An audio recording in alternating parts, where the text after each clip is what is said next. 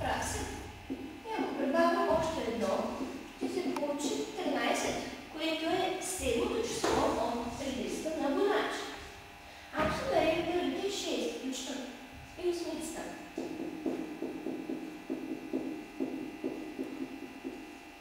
Това колко прави? 20. Така е. И ако прибавим също едно, ще се получи 21, което е осмото число от редицата на Боначи.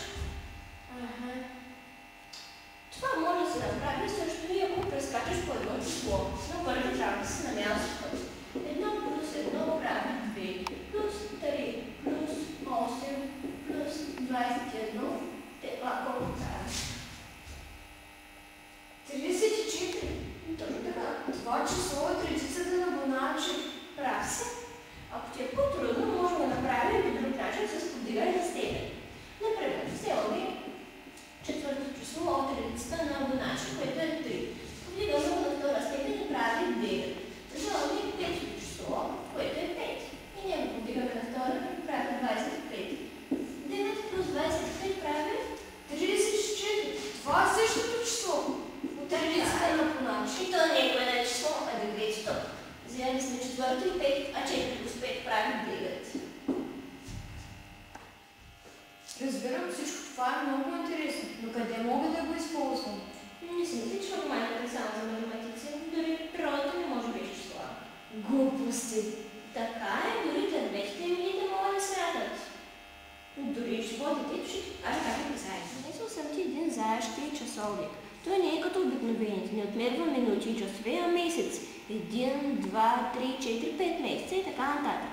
Сега, когато ти кажа, искам да преместваш стрелката с една единица напред. В началото имаме една двойка, мъжко и женско бебе зайче. Всеки един месец тяхната козина потъмнява. След още един месец тези зайчета си раждат нова двойка, мъжко и женско зайче. След още един месец първата двойка се ражда още една двойка зайчета. А на тази двойка козната им потъмнява. След още един месец тази двойка зайчета се ражда нова двойка зайчета. Тази също се ражда нова двойка. На тези козната им потъмнява. След още един месец тази двойка зайчета се ражда нова двойка зайчета. Тази се ражда също нова двойка зайчета. Тази прави по същия начин, а на тези две двойки козата им потъмнява. След още един месец тази двойка зайчета се ражда още една двойка зайчета. Тази още една. Тази двойка се ражда още една двойка зайчета. Тази също се ражда нова двойка зайчета. Тази също прави така. А останалите три двойки козната им потъмнява. Невероятно гъмжило! Да, но забравяш нещо. Разбира се, това са все числа на Боначи.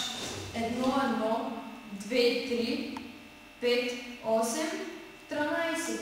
Така е. Ако за някой от вас е било трудно да разберат задачите зайците, тук ще е много по-лесно, тъй като дървото не скачат отгоре-надолу и колоните могат да бъдат лесно преброени. Да започнем от линия 1. Тя минава само през стъблото на дървото. Линия 2 също. При линия 3 се получава още един клон. При следващата линия се получава трети клон.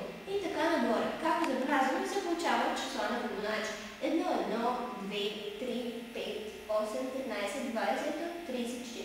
И така до безкрайност, като всички са от единицата на